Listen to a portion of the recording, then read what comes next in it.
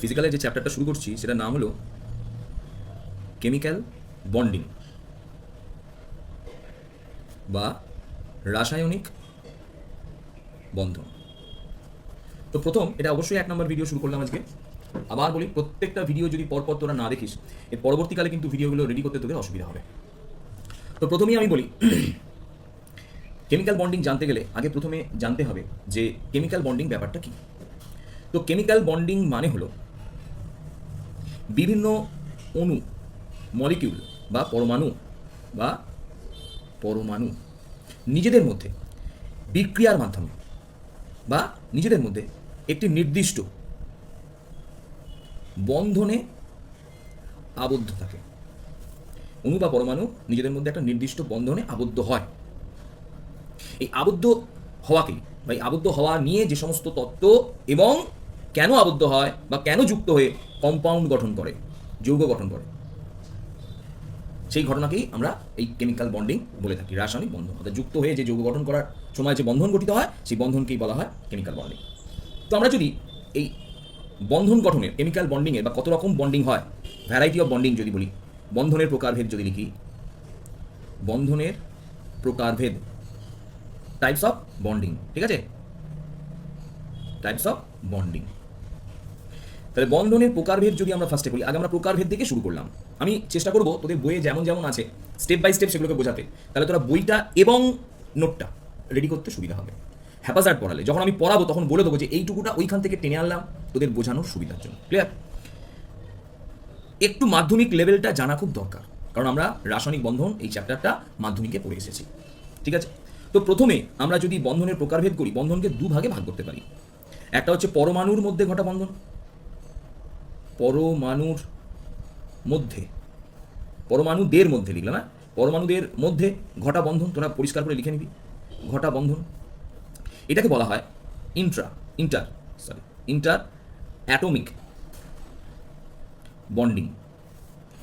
আর অণুদের মধ্যে ঘটা বন্ধন, অণুদের মধ্যে ঘটা বন্ধন, ক্লিয়ার? এটার নাম হলো ইন্টার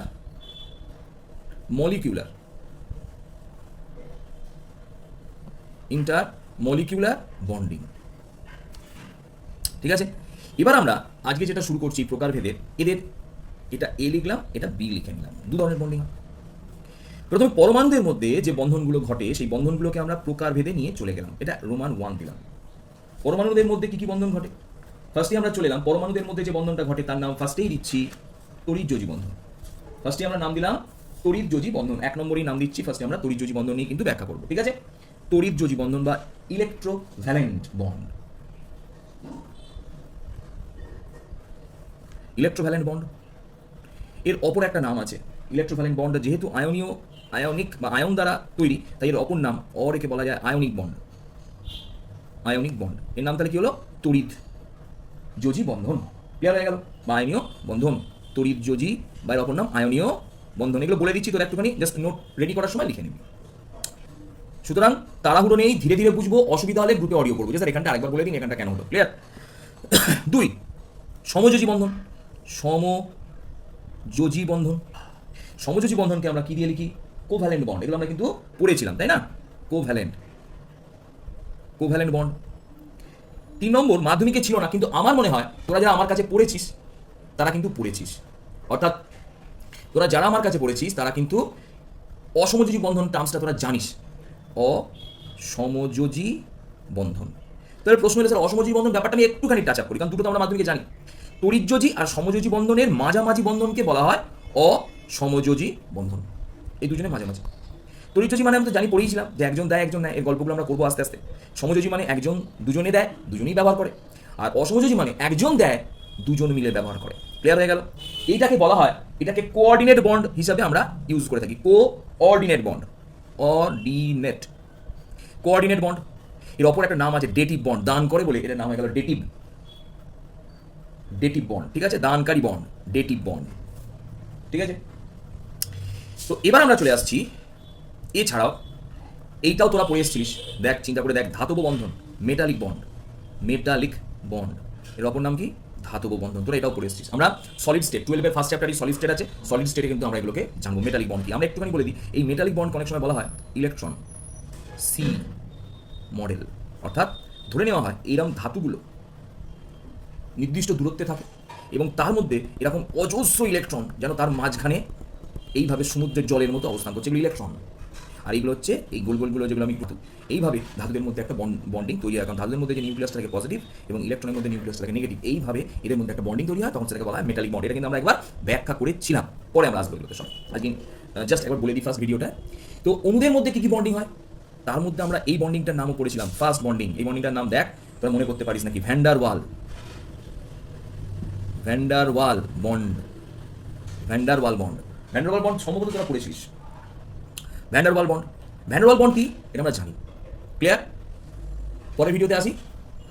তো আমরা যেখানে ছিলাম ভ্যান ডার ওয়াল বন্ড কাকে বলে আমরা জানি।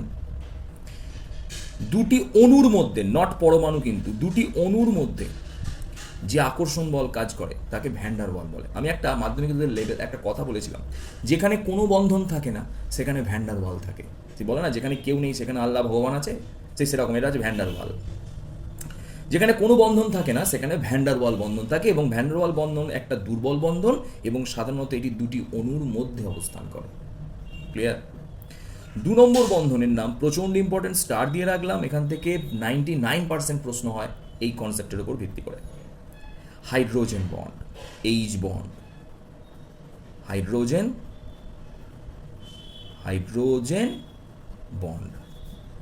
বন্ধন, ক্লিয়ার? এই হাইড্রোজেন বন্ড আবার ভ্যান ডার ওয়াল বন্ড কিন্তু অনেক রকম হতে পারে, সেটা আমরা পরে আসছি, পরে বুঝছি কীরকম প্রকৃতির হয়। হাইড্রোজেন বন্ডকে আমরা একটুখানি বলে দিই, হাইড্রোজেন বন্ড কিন্তু 2 ধরনের হতে পারে। আমরা তো এটা নিয়ে বেশি করে পড়তে হবেই, তাই আমরা জাস্ট একটুখানি এদের সম্বন্ধে জেনে নিচ্ছি। হাইড্রোজেন বন্ড 2 ধরনের হতে পারে, একটা হচ্ছে ইন্ট্রামলিকুলার,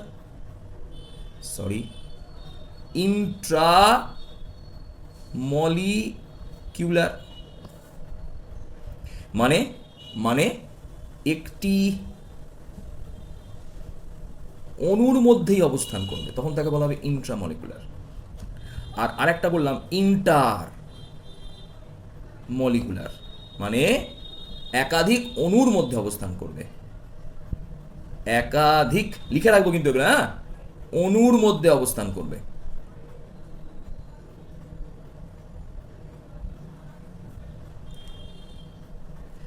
দিস হাইড্রোজেন বন্ড, এটাকে ইন্টারমলিকুলার কীভাবে বলা হয়? This hydrogen bond is situated বা is formed between 2 molecule. This hydrogen bond form between 2 molecule. আর এটা হচ্ছে ইজ ফর্ম ইন 1 মলিকুল, মানে একটা মলিকুলের মধ্যে বন্ডিং ফর্মেশন হবে। কিরকম, আমি একটা ছোট্ট উদাহরণ যদি তোদের এক্ষুনি দেখিয়ে রাখি, আমি জাস্ট একটা দেখিয়ে রাখছি। ধরে নে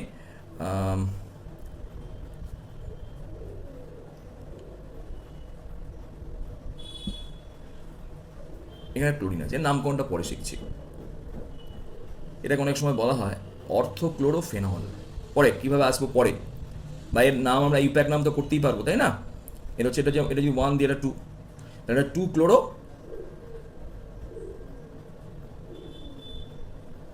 না এটাই ইউপ্যাক নাম, যেটা বললাম অর্থোক্লোরোফেনল। এভাবেই করা হয়। তো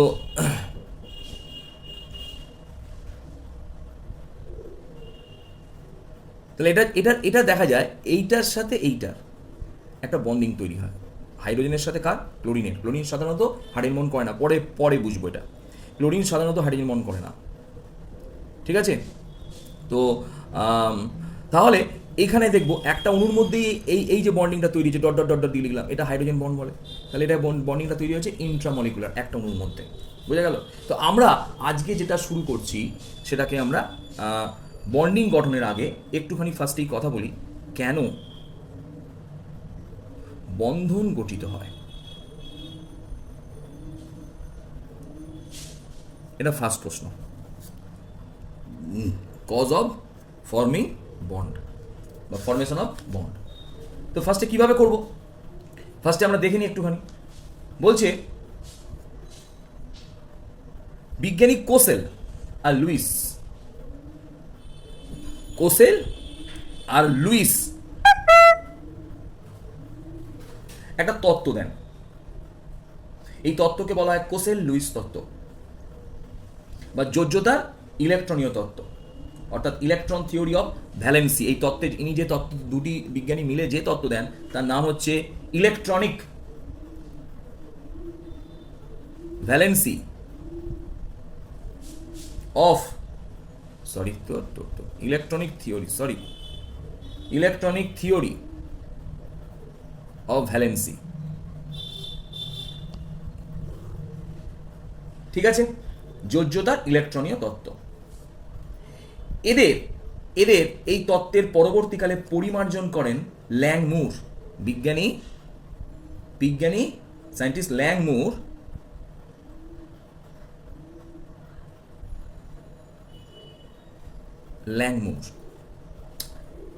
তো প্রথমেই বলা হয় এই তত্ত্ব অনুসারে, একটুখানি আইডিয়াগুলো দিই, জাস্ট আইডিয়াগুলো একটুখানি নিয়ে নে ফার্স্টে। এই তত্ত্ব অনুসারে বলা হয় যে প্রত্যেকটি পরমাণু, ফার্স্ট স্টেপ, প্রতিটি পরমাণু, ভালো করে শুনবি, নিকটবর্তী, তোরা লিখে নিবি, আমি কিন্তু গোটাটা লিখছি না, নিকটবর্তী নিষ্ক্রিয় গ্যাসের গঠন কাঠামো লাভ করতে চায়। নিকটবর্তী নিষ্ক্রিয় গ্যাসের গঠন কাঠামো লাভ করলে তখন তারা নিষ্ক্রিয় গ্যাসের মতো আচরণ করে এবং তারা অপেক্ষাকৃত স্টেবল হয়ে যায়। তো এবার নিষ্ক্রিয় গ্যাস কারা কারা, আমরা কিন্তু যদিও এখনো পর্যন্ত পর্যায় সারণী করিনি, কিন্তু আমরা মাধ্যমিকে পর্যায় সারণী পড়ে এসেছি। কে ছিল? হিনা, নীনা और करीना। কে আর লিখলাম না। এক্স রে, রঙ্গিন, হিলিয়াম, নিয়ন, আর্গন, ক্রিপ্টন, জেনন, রেডন, এরা সমস্ত কি গ্যাস? হিনা, নীনা और करीना কে এক্স রে, রঙ্গিন, এরা প্রত্যেকটাই নিষ্ক্রিয় গ্যাস। এদের সবার এ বাদে সবার ইলেকট্রন বিন্যাস NS2 NP6। বুঝতে পারলাম না, যারা একদম নতুন বুঝতে পারবি না। তো এ বাদে এর হচ্ছে 1s2, এর বাদে সমস্তদের লিখছি দেখ, 2s2 2p6, 3s2 3p6, 4s2 4p6, 5s2 5p6, 6s2 6p6। এইভাবে প্রত্যেক জনের আমরা ইলেকট্রন বিন্যাস করতে পারি এবং প্রত্যেকটা পরমাণু চায় তার নিকটবর্তী, মানে সেই পর্যায়ের শেষে থাকা এই সমস্ত নিষ্ক্রিয় গ্যাসগুলির ইলেকট্রন, কারণ নিষ্ক্রিয় গ্যাস পর্যায়ের শেষে 0 শ্রেণীতে বা 8 নম্বর শ্রেণীতে অবস্থান করে। বোঝা গেল? তো এই তত্ত্বের উপর ভিত্তি করে বা এবং আরেকটা কথা বলে রাখি, এর সঙ্গে আরেকটা কথা বলে রাখি, তাদের আরেকটা তত্ত্ব হচ্ছে যোজক ইলেকট্রন বা ভ্যালেন্স ইলেকট্রন। যোজক ইলেকট্রন কাকে বলে? যোজক ইলেকট্রন বা ভ্যালেন্স ইলেকট্রন কাকে বলে? না, যখন কোনো যৌগের ক্ষেত্রে, এই পরমাণুর ক্ষেত্রে, অ্যাটমের ক্ষেত্রে, কোনো অ্যাটম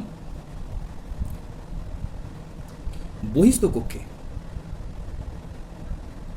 মানে আউটার সেল, তাই তো? বহিস্থ কক্ষে ভ্যালেন্স ইলেকট্রন, যখন বহিস্থ কক্ষে কোনো আয়নের, কোনো পরমাণুর যত সংখ্যক ইলেকট্রন থাকে সেই ইলেকট্রনগুলিকেই আমরা তখন বলি ভ্যালেন্স ইলেকট্রন বা যোজক ইলেকট্রন।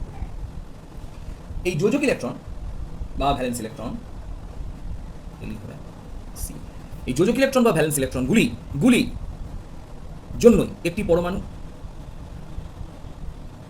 বা আয়ন আরেকটি পরমাণু বা আয়নের সাথে যুক্ত হয়।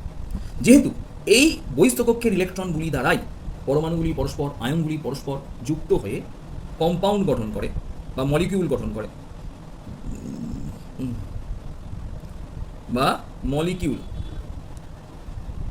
করে তাই আমরা এই বহিস্থ কক্ষের ইলেকট্রনগুলিকেই ভ্যালেন্স ইলেকট্রন বা যোজ্যতা গঠনকারী ইলেকট্রন বা এর শর্ট ফর্ম নাম দিলাম যোজক ইলেকট্রন। নিশ্চয়ই বোঝা গেল কেন এর নাম যোজক ইলেকট্রন দেওয়া হয়েছে। এরা যোজ্যতা বা ভ্যালেন্সি গঠন করে।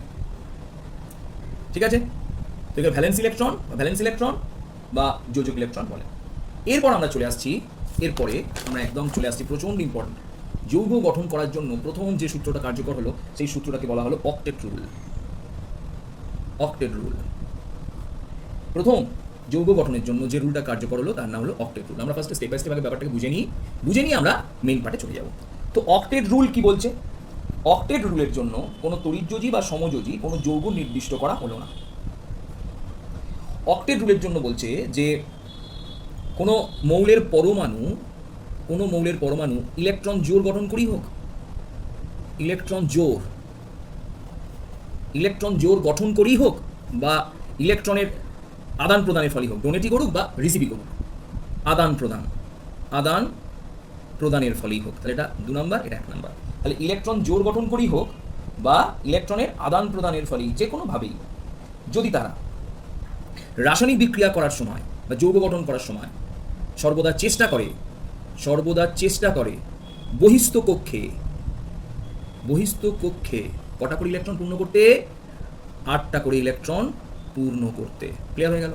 এই সূত্রটাকে আমরা বলি অক্টেট রুল। তাহলে আমরা দেখলাম যে কোনো পরমাণু বা পরমাণু হতে পারে, আয়নও হতে পারে, কিন্তু ইলেকট্রন জোড় গঠন করেই হোক বা ইলেকট্রনের আদান প্রদান করেই হোক, তারা সর্বদা চেষ্টা করলো বহিস্থ কক্ষে 8টা করে ইলেকট্রন পূর্ণ করতে। যদি 8টা করে ইলেকট্রন পূর্ণ করে তাতে করে কি হয়? একটু আগেই আমরা তো বলেই দিয়েছি, বলেছি যে প্রত্যেকটা পরমাণু তার যোজক কক্ষে 8টা করে ইলেকট্রন পূর্ণ করতে চাই। 8টা করে ইলেকট্রন পূর্ণ করলে তারা কিন্তু বহিস্থ কক্ষে নিকটবর্তী নিষ্ক্রিয় গ্যাসের গঠন কাঠামো লাভ করে। তো এই যে ঘটনা, এই ঘটনাকেই বিজ্ঞানী প্রথম অক্টেট রুল হিসাবে ব্যাখ্যা দেন।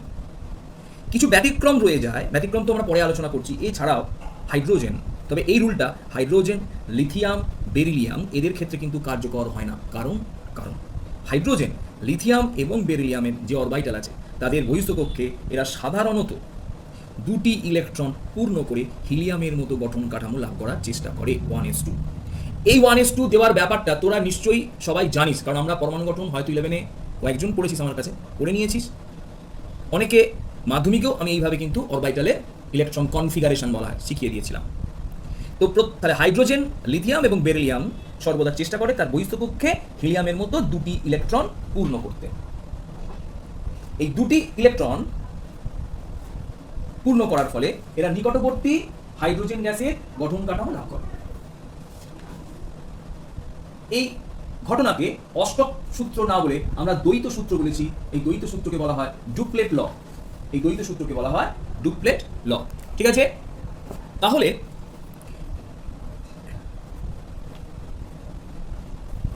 এই দ্বৈত সূত্র শুধুমাত্র মানল হাইড্রোজেন, লিথিয়াম এবং বেরিলিয়াম। কিন্তু পরবর্তীকালে এই অষ্টক সূত্রে কিছু ব্যতিক্রম দেখা গেল, কিছু এক্সেপশন দেখা গেল। এই ব্যতিক্রমগুলো আমি একটু ফার্স্ট আলোচনাটা জাস্ট করে দিই, একটু দেখে নেই। ফার্স্ট 1 নম্বর, খুব ইম্পর্টেন্ট। এটা খুব একটা প্রশ্নের মধ্যে না এলেও জানা খুবই দরকার। ডি ব্লক যে মৌলগুলো আছে, ডি ব্লক শব্দটা তোরা কিন্তু পরিচিত, যদিও আমাদের পর্যায় সারণী পড়িনি, পর্যায় সারণী পড়ানো বাকি আছে। পর্যায় সারণীটা হলে কেমিক্যাল বন্ডিংটা আরেকটু সুবিধা হতো। তো কেমিক্যাল বন্ডিংটা তাহলে আমরা আরো দেরি করে ফেলতাম, কারণ কেমিক্যাল বন্ডিংয়ের সাথে আমাদের অর্গানিকের কিছুটা মিল আছে, সেই জন্য আমরা কেমিক্যাল বন্ডিংটা আগে করলাম। তো ডি ব্লকের মৌলগুলোর ক্ষেত্রে দেখা যায়, যেমন কপার, জিঙ্ক, এদের ক্ষেত্রে লক্ষ্য করলে দেখা যায় যে এদের বহিস্থ কক্ষে যখন একটা স্থায়ী জারণ সংখ্যায় চলে যায়, মানে আয়ন গঠন করে, এদের বহিস্থ কক্ষে কিন্তু 8টা ইলেকট্রন থাকে না। বুঝতে পারলাম না? আমরা দেখি কপার 29। তোরা ইলেকট্রন বিন্যাস নিশ্চয়ই সবাই জানিস। যারা ইলেকট্রন বিন্যাস জানিস না, পরমাণু গঠন যখন হবে তখন দেখে নিবি। তো আমি ইলেকট্রন বিন্যাস এগুলো মাধ্যমিকেও শিখিয়ে দিয়েছিলাম, তো আমার কাছে ভিডিও থাকলে তোদের পাঠিয়ে দিতাম। 1s2, 2s2, 2p6, 3s2, 3p6, 4s1, 3d10। Clear হয়ে গেল? এটাকে আগেও লেখা যায়, পরেও লেখা যায়, তো আমি আগেই লিখি আমার বোঝানোর সুবিধার জন্য। তো যখন কপার স্থায়ী আয়ন ক্যাটায়ন গঠন করে, কেন করে পরে আসবো, তখন এর ইলেকট্রন বিন্যাসটাকে কিভাবে লেখা যায়? 1s2, 2s2, 2p6, 3s2, 3p6, 3d10, 4s1 থেকে একটা ইলেকট্রন বেরিয়ে গেছে, কিছু অসুবিধা নেই। তাহলে এখন বহিস্থ কক্ষে কে আছে? 3s2, 3p6, 3d10। মোট ইলেকট্রন, নাম্বার অফ ইলেকট্রন কিন্তু 18টা।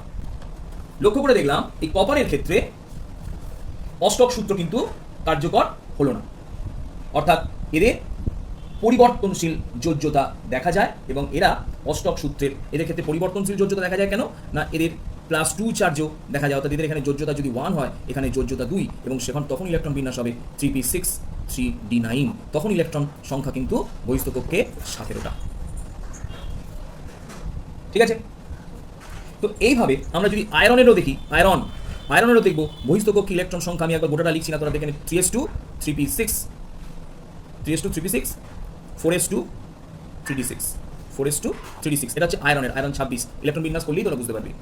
তো আয়রন যখন Fe2+ হবে তখন এদের বহিস্থকক্ষের ইলেকট্রন বিন্যাস 3p6 3d6, মোট ইলেকট্রন হচ্ছে 612 আর আয়রন যখন Fe3+ আয়ন গঠন করবে তখন ইলেকট্রন বিন্যাস হবে 3s2 3p6 3d5, মোট 13টা। তাহলে কোনো ক্ষেত্রেই এরা কিন্তু অষ্টক সূত্র মান্য করছে না, এই আয়নগুলো কিন্তু অষ্টক সূত্র মান্য করছে না, বোঝা গেল?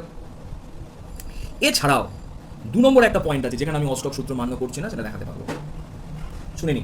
এটাকে বলা হয় ইনার্ট পেয়ার এফেক্ট। কি বললাম? Inert pair effect. এই ইনার্ট পেয়ার এফেক্ট মানে হলো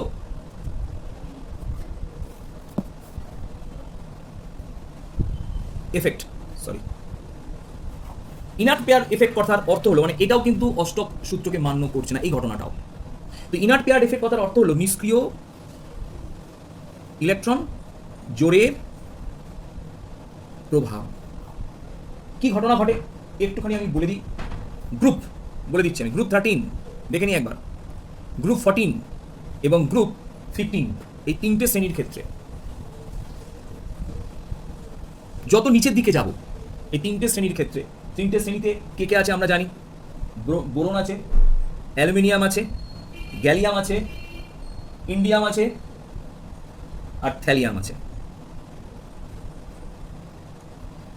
তো এবার বলি, এটা কবিতা নিশ্চিত মনে আছে, হ্যাঁ, ব্রিং আলু গাজর ইন থালি, ব্রিং আলু গাজর ইন থালি, ব্রিং মানে আনা, আলু গাজর ইন মানে মধ্যে, থালার মধ্যে আনতে হবে। ঠিক 14টা আমরা এটা পড়েছিলাম, chemistry sir get some problem, carbon, silicon, germanium, tin, lead, clear? ঠিক একইভাবে আমরা দেখলাম নেই পরোসি आने से सब बिगड़े पड़ोसी बिगड़े হবে না, বিগড়ি, যাই হোক। তো nitrogen, phosphorus, arsenic, antimony, bismuth. তো এইভাবে আমরা মাধ্যমিকে এগুলো জেনেছিলাম, এগুলো কিন্তু নতুন কিছু নয়, তো এগুলো মুখস্থ করার রুলস শিখেছিলাম। তো দেখা যাচ্ছে পর্যায় সারণীর যত নিচের দিকে নামবো এর পর্যায় বরাবর যে যোজ্যতা হওয়া উচিত ছিল তার থেকে 2 যোজ্যতা কম হয়ে যাচ্ছে। যেমন দেখে নিই একবার, এদের সবার যোজ্যতা 3 হলেও থ্যালিয়ামের যোজ্যতা 1, দেখ 3 হলেও থ্যালিয়ামের যোজ্যতা কিন্তু 1 হয়ে যাচ্ছে, ক্লিয়ার হয়ে গেল? ঠিক একইভাবে লক্ষ্য করে দেখ, কার্বন 4, সিলিকন 4, জার্মেনিয়াম 4, টিনের 4 হলেও কখনো কখনো 2, কিন্তু লেডের ক্ষেত্রে সর্বদাই 2। তার মানে 14 শ্রেণীর যোজ্যতা 4 হওয়া উচিত ছিল, কিন্তু যত নিচে দিকে নামবো যোজ্যতা 2 করে কমে যাচ্ছে। ঠিক একইভাবে এদের সবার যোজ্যতা, নাইট্রোজেনের যোজ্যতা সাধারণত 3, এর বাদ দিয়ে সবার যোজ্যতা কিন্তু 5, নাইট্রোজেনের ডি ব্লক নেই বলে 5 হয় না। বিসমাথে কিন্তু যোজ্যতা 3 হয়ে যাচ্ছে, ক্লিয়ার হয়ে গেল? বিসমাথের যোজ্যতা কিন্তু 3। তাহলে আমরা লক্ষ্য করে দেখলাম এইখানে যে প্রভাবটা ঘটলো বিশেষ করে এইটা, এবং এটা গেল এইরকম যে ঘটনা ঘটছে এখানে কিন্তু অষ্টক সূত্র কার্য করছে না, অষ্টক সূত্র এখানে ব্যতিক্রম হয়ে যাচ্ছে। কেন হচ্ছে? আমি ইনার্ট পেয়ার এফেক্ট অষ্টক সূত্রের কিন্তু ব্যতিক্রম, কেন বুঝে নিই আমরা যত পর্যায় সারণীর নিচের দিকে নামবো, এগুলো একটু পর্যায় সারণী হয়ে গেলে খুব ভালো হতো যদি মাধ্যমিক আমাদের করার ছিল। লক্ষ্য করে দেখ, আমি একটুখানি তোদের ব্যাপারগুলোকে বুঝিয়ে দিচ্ছি, এগুলো আমরা পড়বো, কিন্তু পর্যায় সারণীতে পড়বো। এখন ভিডিওটা রেডি করা থাকলো, পরবর্তীকালে কিন্তু পর্যায় সারণীতে আমরা এটা পড়বো, ঠিক আছে? আমি একটুখানি বলে দিই। তো দেখা যাচ্ছে, ভালো করে দেখ, যদি আমরা অ্যালুমিনিয়ামের ইলেকট্রন বিন্যাস করি তাহলে আমরা দেখছি শেষের কক্ষটা নিচ্ছে 3s2 3p 3s2 3p1, clear হয়ে গেল? এবং আমরা যত নিচের দিকে নামবো এর কিন্তু ডি অরবিটাল নেই, এর আগে কোনো ডি অরবিটাল নেই। যত নিচের দিকে নামবো আস্তে আস্তে ডি অরবিটাল এবং এফ অরবিটাল শুরু হয়ে যাবে। অর্থাৎ আমরা যদি থ্যালিয়ামের ইলেকট্রন বিন্যাস লক্ষ্য করি, আমরা থ্যালিয়ামটা দিয়ে বুঝিয়ে দিই, থ্যালিয়ামের যদি ইলেকট্রন বিন্যাস লক্ষ্য করি তাহলে আমরা তার ইলেকট্রন বিন্যাসটা একবার দেখে নিই। 4f14, 5d10, 6s2 6p1। লক্ষ্য করে দেখ, আমি একটা কথা বলে রাখি আগে, হ্যাঁ, একটু বুঝতে হবে। ইনার পেয়ার এফেক্টটা কিন্তু আমাদের হয়তো এই সিলেবাসে নেই, হয়তো অন্য জায়গায় আছে, পর্যায় সারণীতে আছে, তো এটা জয়েন্টের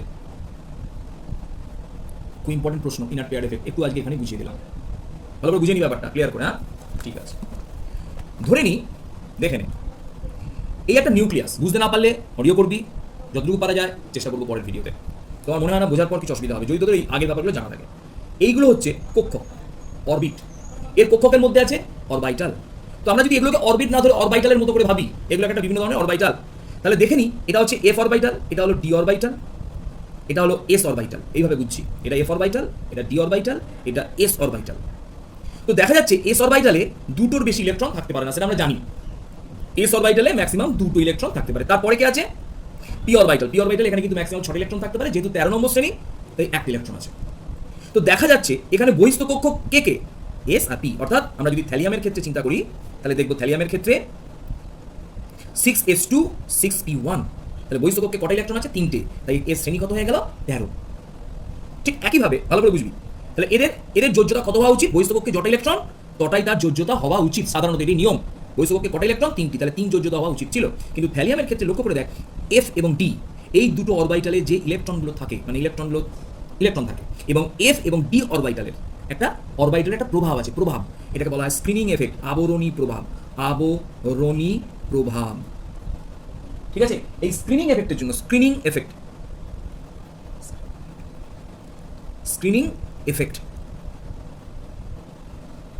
এই স্ক্রিনিং এফেক্টের জন্য ভালো করে বুঝে নিচ্ছে কিন্তু, স্ক্রিন শব্দের অর্থ হলো ঢাল।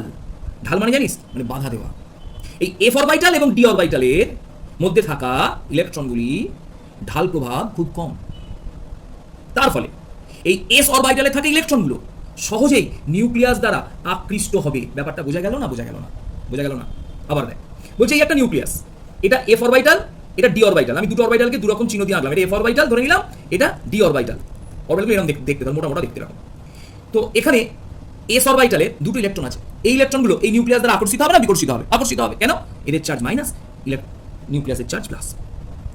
এই দুটি ইলেকট্রন নিউক্লিয়াস দ্বারা আকৃষ্ট হওয়ার সময় এই এফ অরবাইটাল এবং ডি অরবাইটালে যে ইলেকট্রনগুলো থাকে, সেই ইলেকট্রনগুলোকে বিকর্ষণ করার কথা ছিল। কেন? এই ইলেকট্রন এবং এস এর ইলেকট্রন পরস্পর সমজাতীয় আধান, কিন্তু যেহেতু এফ এবং ডি এর আকৃতি বিশেষ আকৃতি, বড় আকারের আকৃতির জন্য, পরিবর্তন মানে আকারের জন্য, পরিবর্তন আকার বা স্ফেরিক্যাল শেপ এর জন্য এফ এবং ডি অরবাইটাল এই এস অরবাইটালকে বেশি বাধা দেয় না। এই ঘটনাকেই বলা হয় আবরণী প্রভাব। বাধা দেওয়ার যে ঘটনা, সেটা কি বলা হয়? আবরণী প্রভাব। তাহলে এফ আর ডি এর আবরণী প্রভাব কম এদের নির্দিষ্ট আকারের জন্য, তাই এস অরবাইটালটা সহজেই এর কেন্দ্রের নিউক্লিয়াস দ্বারা আকৃষ্ট হয়ে যায়। বোঝা গেল কি বললাম? ফলে মানে এই আকর্ষণ বলের জন্য এই অ্যাট্রাকশন হয়। এই আকর্ষণ বলের জন্য এই এস অরবাইটালের দুটো ইলেকট্রন সহজেই, এরা যদিও বহিস্থ কক্ষের ইলেকট্রন, তবু এরা কাউকে দান করে বা কারোর সঙ্গে বন্ডিং গঠন করতে এরা সচরাচর চায় না, কারণ এরা কেন্দ্রের নিউক্লিয়াস দ্বারা তীব্রভাবে আকৃষ্ট হয়ে যায়। তাই বেচারি এরপর থাকা পি অরবাইটালের একটা ইলেকট্রন, এটা যারা কিন্তু অরবাইটাল সম্বন্ধে আইডিয়া নেই, ক্লিয়ার, তাদের কিন্তু একটু অসুবিধা হবে, তবে আমি বলছি এটা তাদের পরে ক্লিয়ার করে দেবো আবার, ঠিক আছে? শুধু এইটুকু স্পেশালিটা। তাহলে এই পি অরবাইটালের ইলেকট্রন কটা? একটা। তাই পি অরবাইটালের একটা ইলেকট্রনই যোজ্যতা গঠনের জন্য দায়ী হওয়ায় এদের যোজ্যতা 3 হওয়া দরকার ছিল, কিন্তু যোজ্যতা হয়ে গেল 1। মানে এখানে এস অরবাইটালের যে দুটো ইলেকট্রন আছে, সেই ইলেকট্রনগুলো ইনার্ট হয়ে গেল। এই এস অরবাইটালের যে ইলেকট্রনগুলো ইনার্ট হয়ে গেল, অর্থাৎ নিষ্ক্রিয় হয়ে গেল। তাই এই ঘটনার নাম দিয়েছি আমরা ইনার্ট পেয়ার এফেক্ট। ঠিক একইভাবে যদি ভাবি, লেডের কথা ভাবি, ধরে নে এই লেডের ইলেকট্রন বিন্যাস কি হতো? 6s2 6p2, তাহলে 6s এর দুটো ইলেকট্রন, 6p তে দুটো ইলেকট্রন, তাহলে মোট এদের যোজ্যতা 4 হওয়া উচিত ছিল। ঠিক একই ঘটনা ঘটার ফলে, এদের একই ধরনের স্ক্রিনিং এফেক্ট হওয়ার ফলে এই এস এ থাকা দুটো ইলেকট্রন নিউক্লিয়াস দ্বারা তীব্রভাবে আকৃষ্ট হয়, যার জন্য কেবলমাত্র 6p2 এই দুটো ইলেকট্রনই লেডের ক্ষেত্রে যোজক ইলেকট্রন হিসাবে কাজ করে এবং যোজ্যতা 2 দেখায়। বোঝা গেল ব্যাপারটা? ঠিক একভাবে বিসমাতকেও ব্যাখ্যা করা যাবে। তো এই ঘটনাকে বলা ইনার্ট পেয়ার এফেক্ট, যেটা অষ্টক সূত্রকে মান্য কিন্তু করলো না। বুঝে গেল? তাই অষ্টক সূত্রে এই যে খানিকটা, যদিও অষ্টক সূত্র দিয়ে আমরা অনেকটাই ব্যাখ্যা করবো সবেতে, তো অষ্টক সূত্রের ক্ষেত্রে এই যে খানিকটা কি বলবো ব্যর্থতা হলো, এর জন্য আমরা মলিকুলার অরবিটাল থিওরি পরে আসবে, মলিকুলার অরবিটাল থিওরিকে আমরা কাজে লাগাবো, ঠিক আছে? তাই আমরা পরবর্তীকালে এই অষ্টক সূত্রের বদলে যেটা ব্যাখ্যা করব যৌগ গঠনের ক্ষেত্রে, লোয়ার এনার্জি স্টেট, এইটা দিয়ে আমরা ব্যাখ্যা করব, লোয়ার এনার্জি স্টেট, এবং সেটাকে আমরা লিখতে পারি লোয়ার পোটেনশিয়াল এনার্জি স্টেট। এটা আরো ভালো হয়, লোয়ার পোটেনশিয়াল এনার্জি স্টেট, ঠিক আছে? এটা কি আমরা পরে আসছি, তাই চলে গেলাম। তবু বারবার বলছি, হয়তো পর্যায় সারণীটা আরেকটু হয়ে গেলে আমাদের হয়তো একটু ইজি লাগতে পারে। একটু বুঝে নি ব্যাপারটা, যেখানে কনফিউশন তোদের আসছে আমি বলি। আচ্ছা আমি এটা একটুখানি বোঝাই, একটুখানি বুঝে নি ব্যাপারটা, একটু আরেকবার বুঝে নি। এটা বুঝেছি, আবার একবার বুঝে নি, বুঝে নি।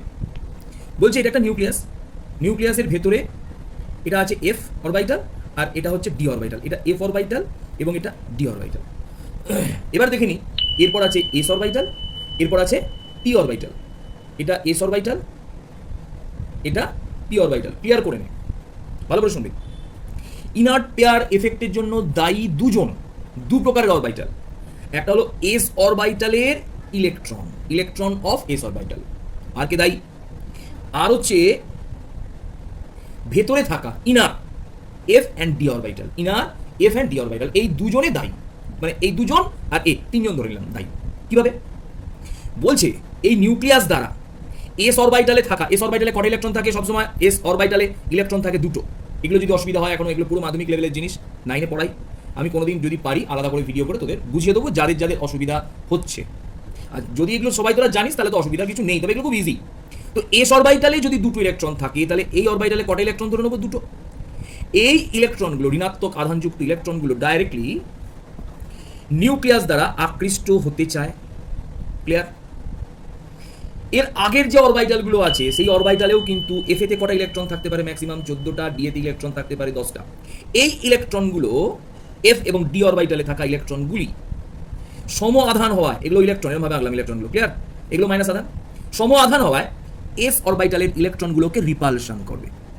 যেহেতু রিপালশন করে, বিকর্ষণ করে, তাই এস অরবাইটালের ইলেকট্রনগুলো সহজে নিউক্লিয়াসের কাছে আসতে চাইবে না, এটা ব্যাখ্যা। কিন্তু বিশেষ আকারের জন্য, সাইজ এবং শেপের জন্য, কার? এফ এবং ডি এর মধ্যে থাকা ইলেকট্রনগুলি বা ইলেকট্রন মেঘগুলি, এর মধ্যে কিন্তু অ্যাকচুয়ালি ইলেকট্রন থাকে না, ইলেকট্রন ক্লাউড থাকে। এর মধ্যে থাকা ইলেকট্রন মেঘগুলি এই বিশেষ আকারের জন্য চতুর্দিকে ছড়িয়ে যায়। বলছে একটা মারপিটে 10 জন ছেলে এক জায়গা থেকে মারপিট করলে মারপিটের জোরটা বেশি হয়, না এই ছেলেগুলো চতুর্দিকে ছড়িয়ে গেলে মারপিট করলে মারপিটের জোরটা বেশি হয়? না, এটা তো সহজেই জানি স্যার। এই বুড়োর লাঠি ভাঙা, লাঠি একসঙ্গে থাকলে ভাঙতে পারে না, তাহলে এই 10টা ছেলে একসঙ্গে থাকলে মারপিটের জোরটা বেশি। কিন্তু এফ এবং ডি ব্লকের অরবাইটালের, ব্লক না অরবাইটালের আকার এমন যে স্পেশাল শেপ এবং সাইজের জন্য এদের মধ্যে ইলেকট্রন ক্লাউডটা চতুর্দিকে ছড়িয়ে যায়, যার জন্য এই ইলেকট্রন ক্লাউডগুলো এস ইলেকট্রন ক্লাউডকে আর বেশি বিকর্ষণ, রিপালশন করতে পারে না। যে কারণে এই এস ইলেকট্রনগুলি তীব্রভাবে নিউক্লিয়াস দ্বারা অ্যাট্রাকশন ফোর্স অনুভব করে। তাহলে এখানে কি ক্রিয়েট হয়ে যায়? অ্যাট্রাকশন ফোর্স ক্রিয়েট হয়ে যায় একটা, এবং সেটা খুব হেভি হেভি অ্যাট্রাকশন ফোর্স একটা ক্রিয়েট হয়ে যায়। এই কারণে তাহলে এই যে ঘটনাটা ঘটলো, ভেতরের যে অরবাইটালগুলো একে কম বিকর্ষণ প্রয়োগ করলো, অর্থাৎ মনে করা হচ্ছে এস অরবাইটালের ইলেকট্রনগুলিকে সহজেই নিউক্লিয়াস দ্বারা আকৃষ্ট হতে এরা দিতে চাইছে, যে তুই নিউক্লিয়াস দ্বারা আকৃষ্ট হ, আমরা তোকে ছেড়ে দিচ্ছি। এটাকেই বলা হয় স্ক্রিনিং এফেক্ট বা আবরণী প্রভাব। এটা শুধু এই দুজনের দেখতে পাওয়া যায়, ডি এবং এফ এর। এবার বলি, এর ফলে বাইরের কক্ষে কারা ছিল? এস ইলেকট্রন আর পি ইলেকট্রন। এই এস ইলেকট্রন এবং পি ইলেকট্রন এই দুজনেই যোজ্যতা গঠনে অংশগ্রহণ করছিল, কারণ আমরা জানি বহিস্থ কক্ষের ইলেকট্রনগুলোই ভ্যালেন্সি ক্রিয়েট করে। তাহলে তাহলে যদি 13 নম্বর শ্রেণীর মৌল হয়, তাহলে সেখানে আমরা দেখতে পারি S2P1, সেটা যাই হোক NS2 NP1, এটা 2 হতে পারে, 3 হতে পারে, 4 হতে পারে, N সো অন হতে পারে। তো দেখা গেল এস অরবাইটালের কটা ইলেকট্রন আছে? দুটো। পি অরবাইটালের কটা ইলেকট্রন আছে? 3টে। এবার প্রশ্ন হবে, স্যার তাহলে এইগুলো কি বহিস্থ কক্ষ নয়? না, এগুলো তার ভেতরের কক্ষ। কোনোদিন ইলেকট্রন বিন্যাস করে যদি বুঝিস, দেখবি এগুলো যদি এইটা 5 হয়, এটা 5 হয়, এটা 4 হবে, এফ হবে না। যদি এটা 6 হয়, এটাও 6 হবে, ডি 5 হবে, এফ 4 হবে। বোঝা গেল কি বললাম? তাহলে বহিস্থ কক্ষ সর্বদা কোনটা হলো? এস এবং পি অরবাইটাল। তাহলে এস অরবাইটালে দুটো ইলেকট্রন, পি অরবাইটালে একটা ইলেকট্রন থাকায় এদের যোজক ইলেকট্রন সংখ্যা 3টে, valency electron number of valence electron 3, যার জন্য এদের যোজ্যতা ভ্যালেন্সি দাঁড়াবে 3। কিন্তু ইনার্ট পেয়ার এফেক্টের জন্য এস কক্ষের, এস অরবাইটালের মধ্যে থাকা দুটি ইলেকট্রন যোজ্যতা গঠন এই অংশগ্রহণ করে না। কেন না? ও তার নিজের নিউক্লিয়াস দ্বারাই এত তীব্রভাবে আকৃষ্ট হয় যে এই দুটো ইলেকট্রন যোজ্যতা গঠনের সময় কাউকে দিয়ে বা কারোর সঙ্গে বন্ডিং শেয়ার করে আদান প্রদান করতে চায় না। তাহলে এখানে 3 হওয়ার কথা ছিল, হলো কত? 1। কত কমলো? ভ্যালেন্সি 2। এই ঘটনাকে আমরা বলছি ইনার্ট পেয়ার এফেক্ট। তার মানে কোনো পর্যায় বেসিস কোনো মৌলের যত যোজ্যতা থাকা উচিত, যেমন যদি 14 নম্বর শ্রেণী হয়, কি হবে বলতো? যোজ্যতা হওয়া উচিত ছিল 4। কেন না? NS2 NP2। যোজ্যতা হওয়া উচিত ছিল 4, কিন্তু কখনো কখনো দেখা যায় এই screening effect of D and F অরবিটালের, due to screening effect of D and F orbital, এদের ভ্যালেন্সি 2 করে কমে যায়। তাহলে 14 নম্বর শ্রেণীতে যোজ্যতা হওয়া উচিত ছিল 4, কিন্তু 14 নম্বর শ্রেণীর কিছু কিছু মৌলের ক্ষেত্রে যোজ্যতা দেখা যাচ্ছে হচ্ছে 2। এই 2 করে কমে যাওয়ার কারণই হলো ইনার্ট পেয়ার এফেক্ট। এবার একটা প্রশ্ন আসছে, অনেকেই বলছে যে স্যার এটা কেন হচ্ছে না। বলছে স্যার টিনের ক্ষেত্রে, ভালো করে দেখ, প্রথমে স্যার কার্বনের ক্ষেত্রে 4, এর ক্ষেত্রে স্যার ইনার্ট পেয়ার জ্ঞান হলো না, ইলেকট্রন বিন্যাস করলে এর ডি এবং এফ কোনো অরবিটালই নেই। সিলিকনের 4, স্যার 2 হবে না, কারণ 14 নম্বর শ্রেণী 4, 2 কেন হচ্ছে না, এর আগে ডি এবং এফ অরবিটাল নেই। স্যার গ্যালিয়ামের তো স্যার ডি অরবিটাল আছে, স্যার ডি অরবিটাল থাকলেও স্যার এফ অরবিটাল নেই। গ্যালিয়ামে যদি আমরা ইলেকট্রন বিন্যাস করি তাহলে দেখবো ডি অরবিটাল থাকলেও এফ অরবিটাল নেই। কিন্তু টিনের ক্ষেত্রে লক্ষ্য করে দেখ, টিনের ক্ষেত্রে ডি অরবিটাল থাকে, এবং এবং টিনের ক্ষেত্রে লক্ষ্য করে দেখ ডি অরবিটাল থাকলেও কিন্তু এফ অরবিটাল তৈরি হয় না। এবং এবং শুধু ডি অরবিটালের জন্য যে প্রকার স্ক্রিনিং এফেক্ট হয় তার জন্য কিছু কিছু ক্ষেত্রে এর 2 যোজ্যতা দেখা যেতে পারে, কিন্তু প্রকৃতপক্ষে ম্যাক্সিমাম ক্ষেত্রে যোজ্যতা 4 দেখায়। কিন্তু লেডে যখন নেমে যাব এর 4f অরবিটাল আছে এবং 5d অরবিটাল আছে, তাহলে এদের স্ক্রিনিং এফেক্ট কি হচ্ছে, আরো বেড়ে যাচ্ছে, যার ফলে লেডের ক্ষেত্রে কখনোই 4 ভ্যালেন্সি দেখা যাবে না, সর্বদাই 2 ভ্যালেন্সি বা ম্যাক্সিমাম ক্ষেত্রে এদের 2 ভ্যালেন্সি দেখা যায়। ঠিক আছে, খুব রেয়ার ক্ষেত্রে 4 দেখা যেতে পারে, খুব রেয়ার ক্ষেত্রে। তাহলে তো এইভাবে আমরা যদি লক্ষ্য করি, যত নিচের দিকে নামবো, মেন অ্যান্সারটা শুনে নি, স্ক্রিনিং এফেক্ট বাড়ছে ডি এবং এফ অরবিটালের। তাই যাদের যত শ্রেণীতে যে যোজ্যতা হওয়া উচিত ছিল, 5 যোজ্যতা হওয়া উচিত ছিল, কিন্তু তাদের ক্ষেত্রে যোজ্যতা হয়ে যাচ্ছে 3। যেমন অ্যান্টিমনির ক্ষেত্রে একটুখানি বলে দিই, কখনো কখনো কিন্তু এদের 3 যোজ্যতাও দেখা যায়, খুব রেয়ার কেসে। কিন্তু বিসমাথের ক্ষেত্রে ম্যাক্সিমাম ক্ষেত্রেই যোজ্যতা কিন্তু 3 দেখায়, খুব রেয়ার ক্ষেত্রে 5 দেখায়। বুঝে গেল কি বললাম? তাহলে যত নিচে নামবো স্ক্রিনিং এফেক্টের প্রভাব বাড়ছে, বাড়ার কারণ নিশ্চয়ই বুঝতে পেরেছিস। বাড়ার কারণ এফ এবং ডি উভয়ের স্ক্রিনিং এফেক্ট এখানে অ্যাড হয়ে যাচ্ছে, যার জন্য এখানে ওই বহিস্থ কক্ষের যে এস অরবিটালের, বহিস্থ কক্ষ নয় কক্ষকের এস অরবিটালের যে ইলেকট্রন, সেটা খুব তীব্রভাবে নিউক্লিয়াস দ্বারা আকৃষ্ট হচ্ছে। এর আরেকটা কারণ বলে দিই, যত নিচে দিকে নামবে নিউক্লিয়াসের চার্জ বাড়ছে, এটাও একটা কারণ কিন্তু। তাই নিউক্লিয়াসের চার্জ বাড়ার সাথে সাথে বহিস্থ কক্ষের ইলেকট্রনগুলিকে স্ক্রিনিং এফেক্ট তো পাচ্ছেই, আবরণী প্রভাব তো পাচ্ছেই, তার সাথে সাথে এই নিউক্লিয়াসের চার্জ বহিস্থ কক্ষের এস অরবিটালের ইলেকট্রনগুলোকে তীব্রভাবে আকর্ষণ করার চেষ্টা করছে, তার ফলে কোনো মতেই তাদের যোজ্যতাতে অংশগ্রহণ করতে দিচ্ছে না, অর্থাৎ এস অরবিটালের ইলেকট্রনগুলোকে ইনার্ট করে দিচ্ছে। এটাই হচ্ছে স্ক্রিনিং এফেক্ট। বোঝা গেল? ছেড়েছিলাম তো লোয়ার পোটেনশিয়াল এনার্জি স্টেট সবাই গেইন করতে চায়। এই ব্যাপারটা কি দাঁড়ালো না, আমরা এই অষ্টক সূত্র পরবর্তীকালে আস্তে আস্তে খারিজ হয়ে যায়, কারণ আরেকটা ত্রুটি চলে এলো, জেনন। দেখা গেল xenon Ina Nina or argon করিনা ক্রিপ্টন, এবং কিছু ক্ষেত্রে ক্রিপ্টন, ঠিক আছে, জেনন এবং কিছু ক্ষেত্রে ক্রিপ্টন, ভালো করে শুনে নিন, বিভিন্ন ধরনের ফ্লোরিন, অক্সিজেন প্রভৃতির সাথে যুক্ত হয়ে যৌগ গঠন করে, জেনান হেক্সাফ্লোরাইড। এইভাবে যৌগ গঠন করায় অষ্টক সূত্র এর ব্যাখ্যাও করতে পারলো না। তাই আমরা লোয়ার পোটেনশিয়াল এনার্জি স্টেট এই কনসেপ্টে চলে এলাম। বোঝা গেল কি বললাম?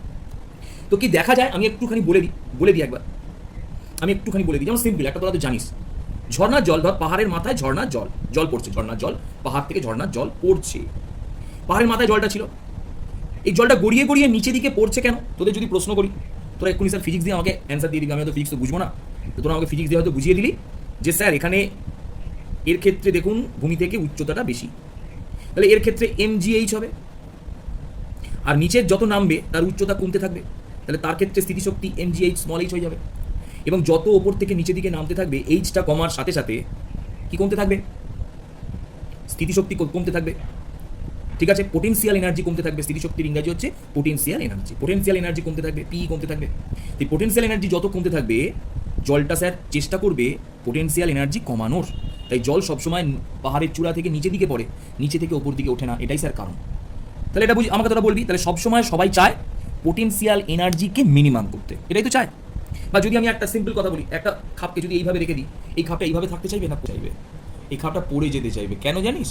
খাপটা এইভাবে থাকলে তার পোটেনশিয়াল এনার্জি কম, এইভাবে থাকলে পোটেনশিয়াল এনার্জি বেশি। তাহলে মানুষ থেকে বস্তু পর্যন্ত সবাই চাইবে তার পোটেনশিয়াল এনার্জিকে যদি কম করে দিই, সেটা অপেক্ষাকৃত স্টেবল স্টেট, যার জন্য সবাই চায় পোটেনশিয়াল এনার্জিকে মিনিমাম করতে। তাহলে ঠিক একইভাবে যদি আমরা ব্যাখ্যায় চলে যাই, যে অ্যাটমও চায় রাসায়নিক বিক্রিয়া করার সময় সবসময় মিনিমাম পোটেনশিয়াল এনার্জি স্টেট তৈরি করতে। বোঝা গেল? তো আমরা এর পরবর্তীকালে হয়তো গ্র্যাফ দেখব, তো গ্র্যাফটা আমি এখানেই তোদের শিখিয়ে রাখলাম। একটা যদি আমি এনার্জির গ্র্যাফ তৈরি করি, এটা একটা এনার্জির গ্র্যাফ তৈরি করছি, এদিকে আমরা এনার্জির এদিকটায় দিলাম ডিস্ট্যান্স বিটুইন টু অ্যাটমস, মানে দূরত্ব। এটাকে আমরা দূরত্ব লিখতে পারি। এটা কার দূরত্ব? দুটি পরমাণুর মধ্যবর্তী দূরত্ব, অর্থাৎ ডিস্ট্যান্স বিটুইন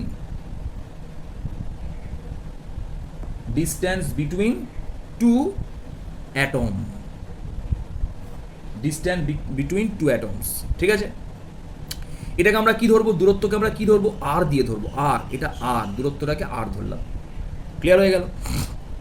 এবার আমরা এই দিকে, তাহলে এটা হলো এক্স অ্যাক্সিস, এটা হলো ওয়াই অ্যাক্সিস। ওয়াই অ্যাক্সিসকে কি ধরলাম? ওয়াই অ্যাক্সিসকে ধরলাম পোটেনশিয়াল এনার্জি। পোটেনশিয়াল এনার্জি, এদিকে পোটেনশিয়াল এনার্জি ধরলাম। ক্লিয়ার হয়ে গেল? এবার আমি যদি একটা গ্র্যাফ আঁকি, গ্র্যাফটাকে কিভাবে আঁকছি একটুখানি দেখে নিই। গ্র্যাফটাকে কিভাবে আঁকছি একটু দেখে নিই।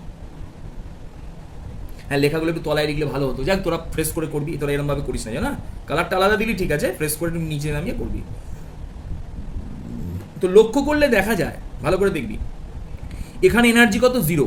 এখানে যত এনার্জি ওপরে উঠবো পজিটিভ, যত এনার্জি নিচে নামবো নেগেটিভ। এদিক থেকে যত রাইট হ্যান্ড সাইড যাব তত দূরত্ব বাড়বে, যত লেফট হ্যান্ড সাইডে আসবো দূরত্ব কমবে। ঠিক আছে, তো দেখা গেল যে এদিকে যত যাবো কি হবে? আস্তে আস্তে দূরত্বটা কি হয়ে যাবে? ইনফিনিটি হয়ে যাবে। ইনফিনিটি মানে দূরত্বটা বাড়তে থাকবে। অর্থাৎ কার দূরত্ব বাড়তে থাকবে? দুটি পরমাণুর মধ্যে। ধরেন এই পরমাণুর মধ্যে এই জায়গায় ডিস্টেন্স হচ্ছে এটা, দুটি পরমাণুর মধ্যে দূরত্ব ইনফিনিটি মানে কিন্তু অসীম নয়, ভাবা হয় অসীম। মানে দুটি পরমাণুর মধ্যে দূরত্ব যদি ধর 500 কিলোমিটার হয়, 500 মিটার হয়, 500 মিটার, সেটাই একটা পরমাণুর ক্ষেত্রে অসীম দূরত্ব। 500 মিটার দূরত্ব মানে কিন্তু পরমাণুর ক্ষেত্রে সেটাকে অসীমের সঙ্গে সমান ভাবা হয়, কারণ পরমাণুর আকার এতটাই নগণ্য। ধরেন এখানে দুটো পরমাণু পরস্পর থেকে 500 মিটার দূরত্ব আছে, এবং এই দূরত্বে থাকাকালীন, অসীমে থাকাকালীন তার পোটেনশিয়াল এনার্জি কত ধরে নিচ্ছি? 0। গ্র্যাফ বলছে কিন্তু। এবার যত আমরা অণুগুলোকে কাছাকাছি আনবো, যদি আমরা এই জায়গায় একটা ছবি দেখি, এই জায়গায় ছবিটা কিরম হলো? আরেকটু কাছাকাছি এলো। এই জায়গায় ছবিটা কিরম হলো? প্রায় কাছাকাছি এসে গেছে। যত অণুগুলো কাছাকাছি আসবে, মানে আর যত আমরা বাঁদিকে যাব, অণুগুলোর মধ্যে ডিস্টেন্স ততটা কি হতে থাকবে? কমতে থাকবে। আমি বোঝাচ্ছি ব্যাপারটা। এবং অণুগুলো একটা নির্দিষ্ট ডিস্টেন্সে আসার পর, একটা নির্দিষ্ট পরস্পরের থেকে একটা নির্দিষ্ট ডিস্টেন্স, এর মধ্যে আমরা কিন্তু এটা জুড়ে দিয়েছি, তার মানে ধরে নেবো এর মধ্যেও কিন্তু কিছুটা ডিস্টেন্স বাকি আছে। অণুগুলো যত নিজেদের কাছাকাছি আসে তত তাদের এনার্জি লেভেল কমতে থাকে। কি energy level? Potential energy level কমতে থাকে। এবং একটু আগে একটা কথা বললাম, তাহলে এটা বেশি স্টেবল, এটা বেশি স্টেবল না এটা বেশি স্টেবল? না, ম্যাক্সিমাম এনার্জি যেখানে মিনিমাম, তো বললাম পোটেনশিয়াল এনার্জি যেখানে মিনিমাম, স্টেবিলিটি সেখানে maximum. Energy minimum, stability maximum.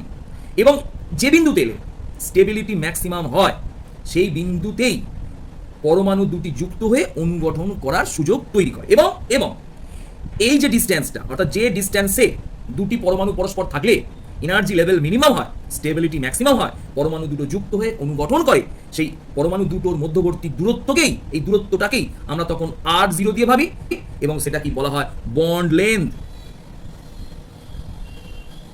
তার মানে পরমাণুর বন্ধন, অণুর মধ্যে, পরমাণুর দ্বারা গঠিত যে অণুটা, তার মধ্যে যে বন্ধনটা তৈরি হলো, সেই বন্ধনের পরমাণু দ্বয়ের, নিউক্লিয়াস দ্বয়ের মধ্যবর্তী দূরত্ব বা বন্ধন দূরত্ব কি? বন্ড লেন্থটাকেই আমরা R0 দিয়ে ভাবি। এরপর শুনে রাখ, যদি অণুগুলো আরো কাছাকাছি আসার চেষ্টা করে, অর্থাৎ বন্ড লেন্থের থেকেও যদি অণুগুলো আরো কাছাকাছি আসার চেষ্টা করে, তখন কি হয়? তখন এদের মধ্যে নিউক্লিয়াসের মধ্যে বিকর্ষণ বল বাড়তে থাকে, এবং দেখা যায় তখন পোটেনশিয়াল এনার্জি আবার তাদের বাড়তে থাকে, এবং তাদের স্টেবিলিটি কমতে থাকে। তাই একটা নির্দিষ্ট দূরত্বে এলেই, পরমাণু দ্বয়ের একটা দৈর্ঘ্য নির্দিষ্ট দূরত্বে এলেই তারা তৈরি করে বন্ড লেন্থ এবং যৌগ গঠন করতে করে বা করার চেষ্টা করে। বুঝা গেল? এবার এখানে আকর্ষণ বা বিকর্ষণ কিভাবে হয়? দুটো পরমাণু, এদের মধ্যে আকর্ষণ বা বিকর্ষণ কেন তৈরি হচ্ছে, যদি সেটা প্রশ্ন আসে যে স্যার এদের মধ্যে কেন আকর্ষণ বা বিকর্ষণ তৈরি হলো, একটু ভাবি। ধরে নি এই দুটো পরমাণুর দুটো নিউক্লিয়াস, এটা 1 নম্বর পরমাণু, এটা 2 নম্বর পরমাণু। ক্লিয়ার হয়ে গেল? এই দুটো পরমাণুর নিউক্লিয়াসগুলোকে আমরা নাম দিলাম N1 N2। ক্লিয়ার? কিছু অসুবিধা নেই, নিউক্লিয়াস ফর N। এতে যে ইলেকট্রনগুলো আছে, সেই ইলেকট্রনগুলোর নাম দিলাম E1 এবং E2। এতে অসংখ্য ইলেকট্রন আছে, আমরা জাস্ট একটা কি দুটো কি চারটি ইলেকট্রন নিয়ে ভাবতে পারি, বা আমরা সমস্ত ইলেকট্রন নিয়ে ভাবতে পারি। এদের মধ্যে সমস্ত ইলেকট্রনগুলোকে আমরা E2 দিয়েও ভাবতে পারি, আর একটা ইলেকট্রন নিয়েও ভাবতে পারি। দুটি পরমাণুর মধ্যে যে ইলেকট্রনগুলো আছে সেগুলোকে নাম দিলাম টোটালি E1 এবং E2। E1 for electron. এবার একটা কথা বল, এই দুটি পরমাণু যখন কাছাকাছি আসবে, এদের মধ্যে কোথায় আকর্ষণ তৈরি হবে? অ্যাট্রাকশন ফোর্স, আর কোথায় রিপালশন ফোর্স তৈরি হবে? আমি একটু বলি। ফার্স্টে অ্যাট্রাকশন ফোর্স দিলাম, অ্যাট্রাকশন ফোর্স ফার্স্টে লিখছিস, শুনছিস কিন্তু সবাই। অসুবিধা হলে কিন্তু বলবি, খুব বেশি অসুবিধা হলে বলতে হবে না, কারণ এর থেকে সোজা করে আর বোঝানো যাবে না। হ্যাঁ, যদি যেটুকু প্রবলেম আমি একটু বলে দিই, পর্যায় সারণী ভিত্তিক একটু প্রবলেম হতে পারে, পিরিয়ডিক টেবিলের প্রবলেম একটু হতে পারে, তো সেগুলো একটু মাধ্যমিকটা করে নিস, আমি প্রেডিক্টেবলের পরেই আসবো। এটা আমার অর্গ্যানিকের সঙ্গে ইনভলভ বলে আমি এটাকে ফার্স্টে করাতে বাধ্য হলাম। পর্যায়সারণী করানো যেত, তো যেহেতু আমি আইপিএস ইঞ্জিনিয়ারিংটা শুরু করে দিয়েছি তাই এটা করাতে বাধ্য হলাম, ঠিক আছে? খুব যদি পর্যায়সারণী কোনো জায়গায় টপিক অসুবিধা হয় বলবি, আমি অডিও করে হলেও বলে দেবো, হয়তো ভিডিওতে যাবো না, অডিওতে বলে দেবো। তো ফার্স্টে বলি, এর নিউক্লিয়াসের সাথে এর যে ইলেকট্রন তার একটা অ্যাট্রাকশন হবে, ক্লিয়ার? তাহলে নিউক্লিয়াস 1 এর সাথে E1 এর একটা অ্যাট্রাকশন হবে। ঠিক একইভাবে এর নিউক্লিয়াসের সাথে এর ইলেকট্রনের একটা অ্যাট্রাকশন হবে। এছাড়াও এর নিউক্লিয়াসের সাথে এর ইলেকট্রনের একটা অ্যাট্রাকশন হবে না? হবে। তাহলে N1 এর সাথে E2 এরও একটা অ্যাট্রাকশন হবে, বোঝা যাচ্ছে? এবং N2 এর সাথে E1 এরও একটা অ্যাট্রাকশন হবে। তাহলে এতগুলো অ্যাট্রাকশন ফোর্স ক্রিয়েট হয়। ঠিক একইভাবে কিছু রিপালসান ফোর্স ক্রিয়েট হয়, রিপালসান ফোর্সও ক্রিয়েট হয়। কি রিপালসান ফোর্স, কিরকম রিপালসান ফোর্স ক্রিয়েট হয় একটু দেখে নিই। এই নিউক্লিয়াসের সাথে এই নিউক্লিয়াসের মধ্যে রিপালসান ফোর্স, বুঝতে পারলাম না পেরেছি? ঠিক। N1 এর সাথে N2 এর রিপালসান ফোর্স 2, E1 এর সাথে E2 এরও রিপালসান ফোর্স, সমজাতীয় আধান পরস্পরকে বিকর্ষণ করে, ঠিক আছে? এবার প্রশ্ন এলো, তাহলে স্যার কখন আকর্ষণ, তাহলে এদের মধ্যে যখন বন্ড ফর্মেশন হবে, তখন কিভাবে বন্ড ফর্মেশন হয় এখান থেকে আমরা এটা বুঝতে পারবো। এটা আমি ওই ভিডিওতেও করতে পারতাম, কিন্তু ওখানে ভিডিওটা রেডি করতে পারবো না বলে পরের ভিডিও দিলাম, এক কাছেই দেখাচ্ছি। বলছি যখন অ্যাট্রাকশন ফোর্স আমরা AF দিয়ে লিখলাম, হ্যাঁ, greater than repulsion force RF দিয়ে লিখলাম, তখন এদের মধ্যে অ্যাট্রাকশন বাড়তে থাকবে এবং রেজাল্টেন্ট কার দিকে যাবে? অ্যাট্রাকশন ফোর্সের দিকে যাবে, এবং এদের মধ্যে ডিস্টেন্স আস্তে আস্তে কি হতে থাকবে? কমতে থাকবে। এবং এদের সব সময় এর একটা রুলস ফলো করবে। কি rules? Lower potential energy level তৈরি করতে।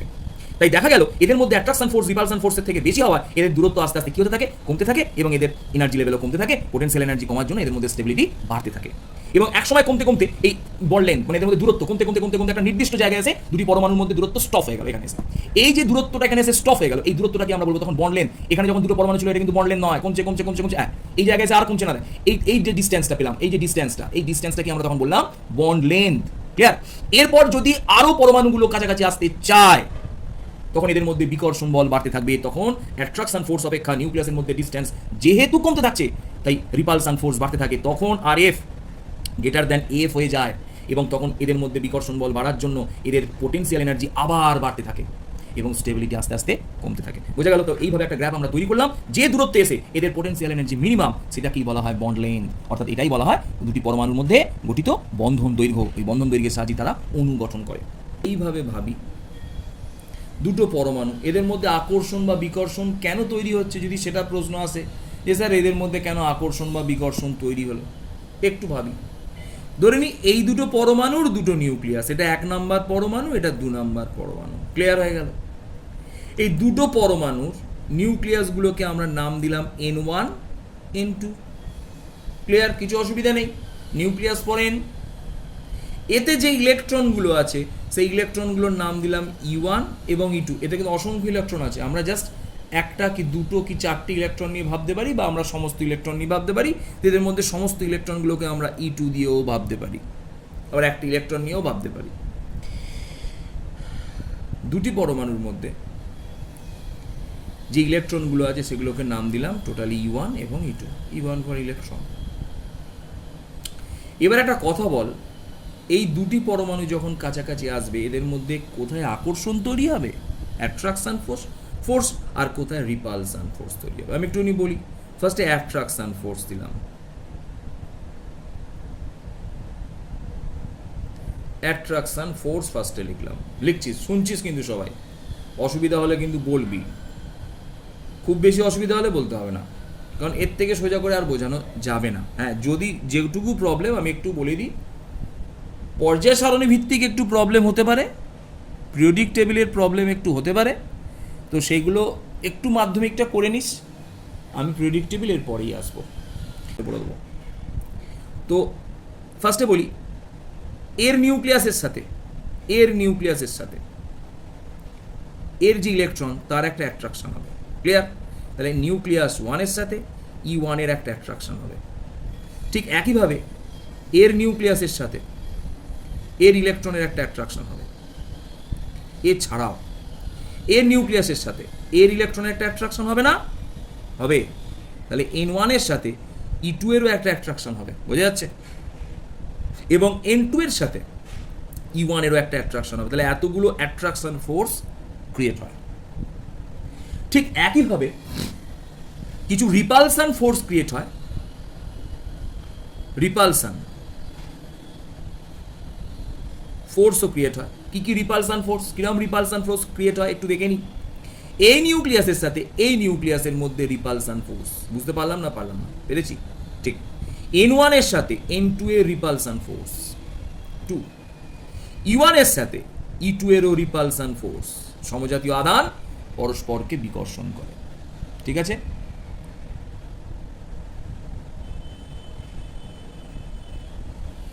এবার প্রশ্ন এলো, তাহলে স্যার কখন আকর্ষণ, তাহলে এদের মধ্যে যখন বন্ড ফরমেশন হবে, এদের মধ্যে যখন বন্ড ফরমেশন হবে তখন কিভাবে বন্ড ফরমেশন হয় এখান থেকে আমরা এটা বুঝতে পারবো। এটা আমি ওই ভিডিওতেও করতে পারতাম, কিন্তু ওখানে ভিডিওটা রেডি করতে পারবো না বলে পরের ভিডিও দিলাম, এক কাছেই দেখাচ্ছি।